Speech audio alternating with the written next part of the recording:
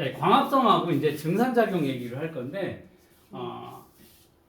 아까 재료, 광합성 재료인 물은 어디에서부터? 뿌리에서부터 흡수를 해서 물관을 통해서 줄기, 그 다음에 인맥, 그래서 어디까지? 잎까지 전달을 해준다라고 했습니다.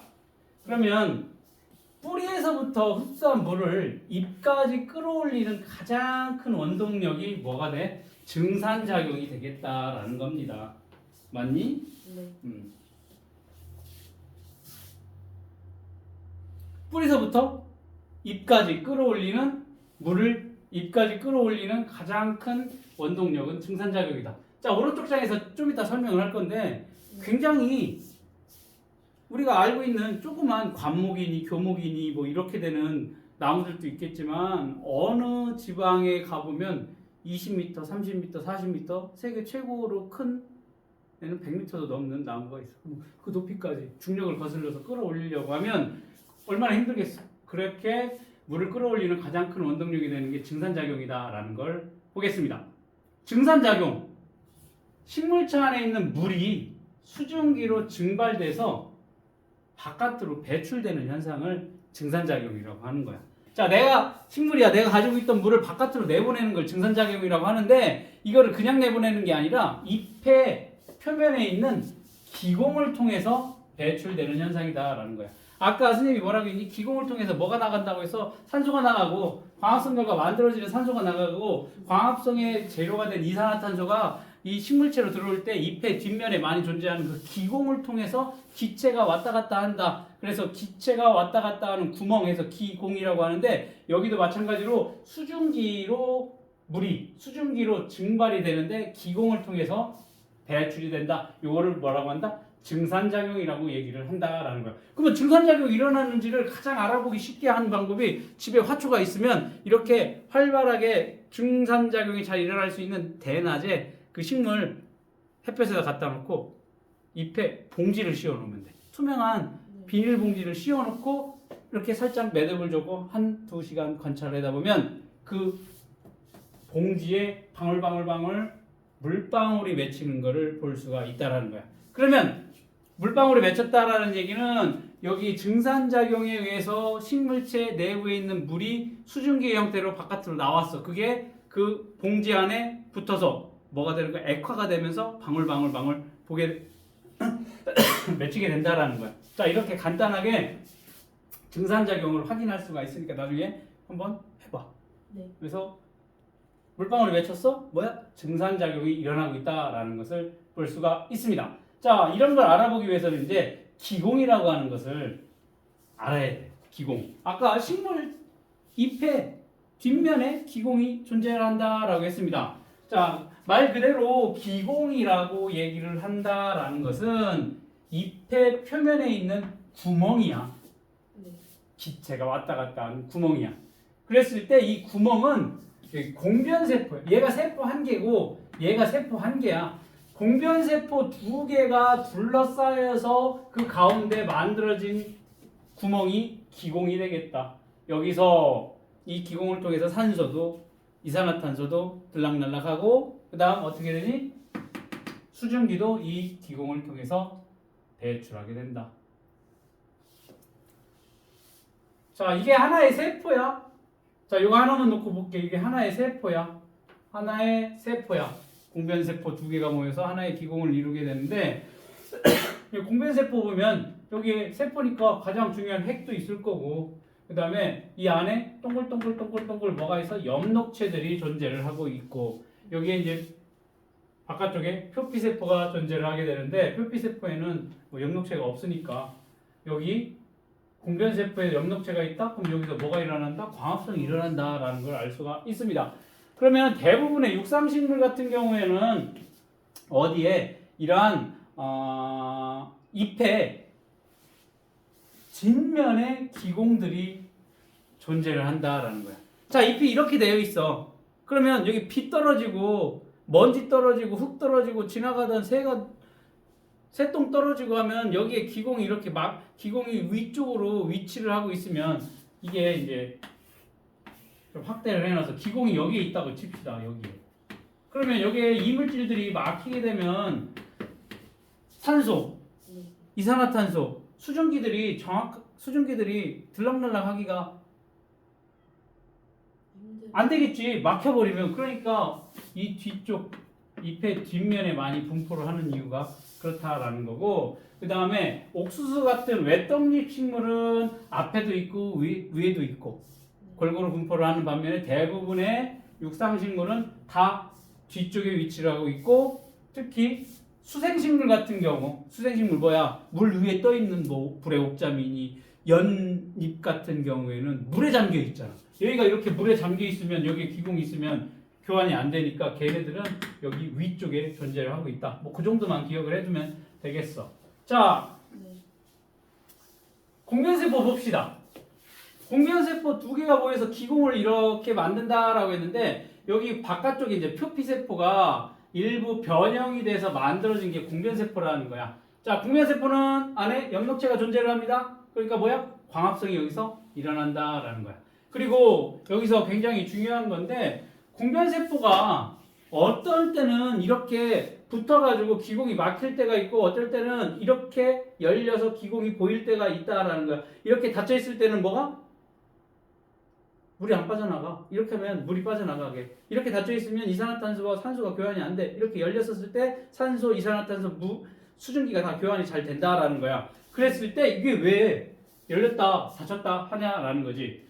여기 보면 기공 안쪽 부분, 공변세포의 안쪽 부분하고 바깥쪽을 구성하는 세포벽을 보면 이 안에가 훨씬 더 두꺼워.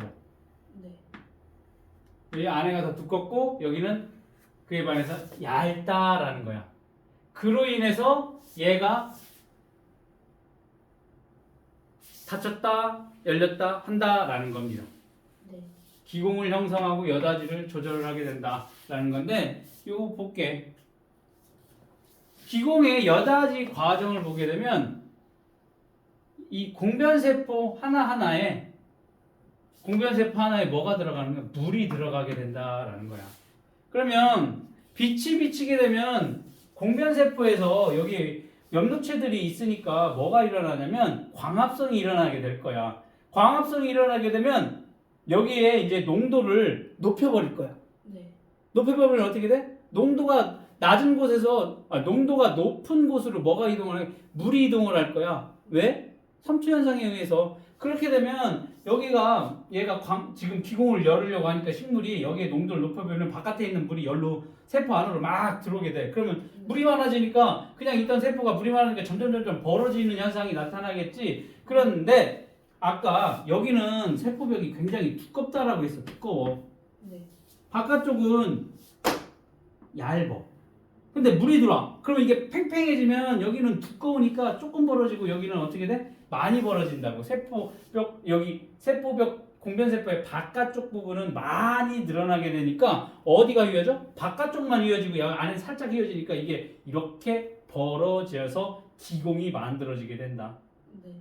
언제? 빛이 비칠 때. 빛이 비칠 때 이러한 기공이 활짝 열리게 되더라. 그러면서 증산작용은 광합성이 활발한 낮에 주로 일어난다라는 걸 알 수가 있습니다. 자, 이렇게 기공이 열릴 때 뭐가? 증산작용이 일어나게 된다. 자, 광합성이 일어나지 않으면 공변세포에 있던 물이 바깥으로 이렇게 빠져나가게 될 거야. 물이.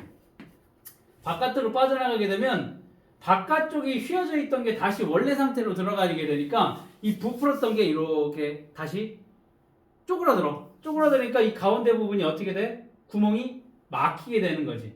네. 기공이 닫히게 된다라는 거야. 그러니까 어두운 밤에는 기공이 대부분 닫혀 있게 된다. 증산작용이 밤에는 일어나지 않는다라는 거야. 햇볕이 비칠 때, 광합성이 활발하게 일어날 때 어때? 이렇게 기공이 열려서 증산작용이 활발하게 일어나고 밤에는 닫혀. 네. 그러면서 증산작용이 일어나지 않는다라는 것을 알 수 있습니다. 자, 이거를 어떻게 하냐면 다계장풀이라고 하는 식물의 잎에 표피를 뒤쪽 표피를 얇게 벗겨 샘플 만들어가지고 물 한 방울 떨어뜨린 다음에 현미경으로 관찰한다. 라고 했더니 뭐 이런 식으로 나타나게 된다라는 거예요. 이런 식으로. 네.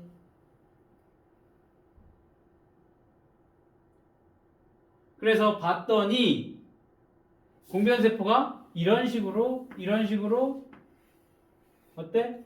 반달 모양을 하고 있으면서 두 개가 서로 모여서 이 안쪽에 기공을 이루더라라는 거.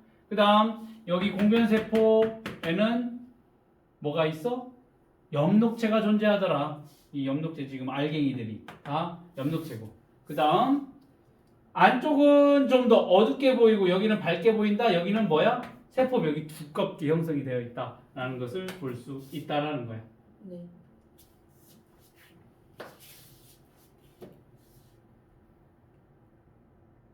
자, 기공이 앞에 많이 분포를 하느냐, 뒤에 많이 분포를 하느냐를 쉽게 알아볼 수 있는 방법이 염화코발트 종이를 사용을 하면 될 거야. 염화코발트 종이는 물하고 만나면 푸른색으로 바뀌는 네. 용지야. 그래서 이렇게 입면이 있으면 여기 위에다가 염화코발트, 여기 밑에다 염화코발트를 놓고 서로 어떻게 받침 유리를 놓고 이렇게 고정을 시켜놓는 거야. 고정을 시켜놓고 햇볕에 놔보자는 거지. 그러면 입의 위쪽, 아래쪽에 염화코발트 종이가 각각 여기 위치하고 여기 위치 이렇게 된다라고 보면 돼. 염화코발트 종이가 이 염화코발트 종이라면 잎의 위쪽하고 아래쪽에 이렇게 동시에 놓고 네. 이렇게 받침 유리를 해놓고 놓는 거야. 그러면 증산작용이 활발하게 일어난다라고 빛에다가 놓게 되면 뭐가 나올 거야? 수증기가 나올 거니까 수증기하고 염화코발트 종이가 만나게 되면 붉은색으로 바뀔 거니까. 그래서 봤더니만 잎의 뒤쪽에서 염화코발트 종이가 먼저 붉은색으로 변하게 되더라라는 걸 보면 기공이 어디에 많이 위치해 있는지를 알 수가 있다라는 거지. 먼저 변한 쪽이 기공이 더 많이 있더라라는 걸 알 수 있지. 간단하게 기공 분포를 확인할 수가 있습니다. 자, 그러면서 이 증산작용이 언제 잘 일어나는지를 보자라는 거야. 기공이 열렸어. 언제? 빛의 세기가 강할 때, 약할 때보다 기공이 잘 열린다. 즉 증산작용이 잘 일어난다. 언제? 빛의 세기가 강할 때. 그리고 기온이 높을 때, 습도가 낮을 때, 바람이 잘 불 때, 그리고 식물체 내에 수분량이 많을 때 기공이 열려서 증산작용이 잘 일어나게 된다. 반대로 생각을 하면 빛의 세기가 약할 때, 기온이 낮을 때, 습도가 높을 때, 바람이 안 불 때, 식물체 내 수분량이 적을 때 기공이 닫혀서 증산작용이 잘 일어나지 않는다. 그래서 이거 외우는 방법은 뭐야? 빨래가 잘 마르는 환경을 생각을 하면 될 거야. 빨래를 언제 넣니? 기온이 높을 때 널지. 그러니까 밤에 안 널잖아. 낮에 널지. 빛의 세기가 강할 때, 기온도 높을 때. 그 다음에 비 오면은 빨래 안 널어. 장마철에 잘 빨래가 안 말라 하는 것처럼 습도가 낮을 때. 그리고 빨래가 잘 안 말라. 네. 바람. 장마 때. 그럼 어떻게 돼? 거기로 선풍기를 이렇게 틀어놔. 바람이 불 때 빨래가 잘 말르거든. 마찬가지로 증산작용도 똑같아. 이렇게 뭐가 빨래가 잘 마르는 날씨와 비슷한 조건에서 기공이 열려서 증산작용이 잘 일어나게 된다. 이렇게 기억을 해두면 되겠습니다. 자, 증산작용과 물의 이동 봅시다. 증산작용은 결국으로 자기가 가지고 있는 식물체 안에 물을 수증기 형태로 바깥으로 내보내게 된다. 그러면 물이 빠져나갈 거야. 그러면 계속 광합성을 하려면 또 물이 필요하지. 그럼 어디서부터? 뿌리에서부터 끌어올려서 네. 물을 계속 보충을 해야 되겠지. 자, 증산작용으로 물을 끌어당기는 힘은 뿌리에서 흡수한 물이 물관을 따라 잎까지 올라가게 하는 가장 큰 원동력이 된다라는 거야. 자,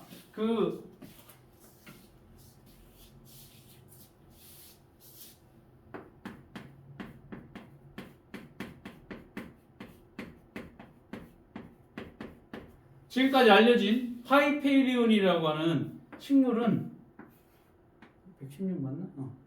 116m가 넘는 길이가 나무가 116m나 된대. 네. 전 세계에서 가장 큰 키가 큰 식물이야. 116m라고 생각을 해봅시다. 그러면 116m 위에 뭐가 있어? 잎이 달려 있을 거야. 거기까지 물이 올라가야 돼. 네. 물이 올라가야 된다고. 그러면 얼만큼 큰 중력을 거스르고 올라가야 돼. 그러게 이렇게 높은 높이까지도 물이 올라갈 수 있는 건 무엇 때문에 그래? 증산작용이 가장 큰 원동력이라고 보면 될 거야.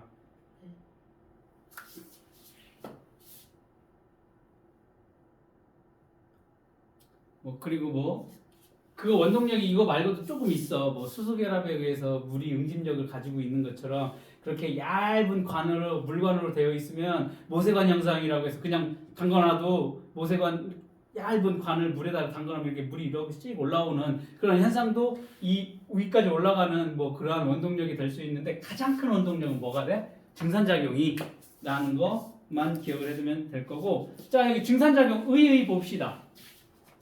증산작용의 의. 자, 식물체 내부의 물 상승의 원동력이 증산작용이라고 했습니다. 그러면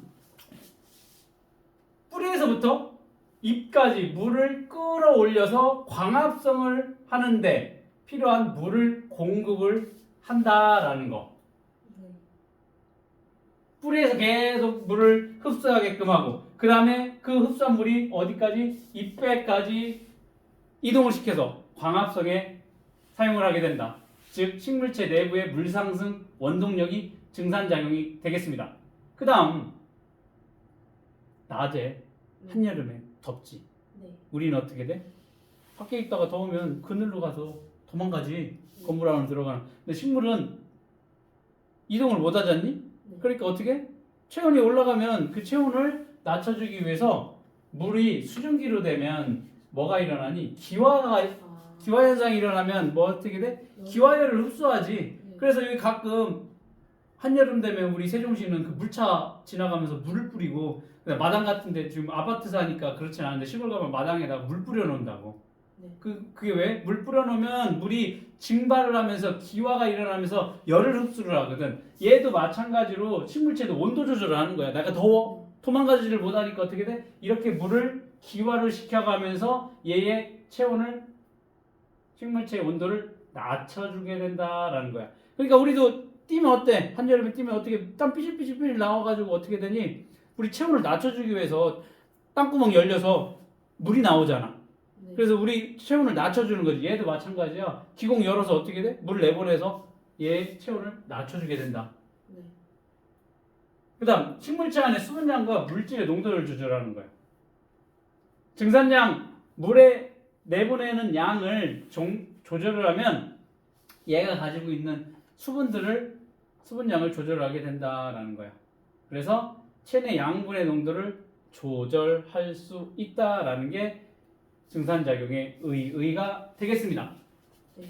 자, 식물의 잎에서 물이 수증기 형태로 공기 중으로 배출되는 현상을 뭐라고 해?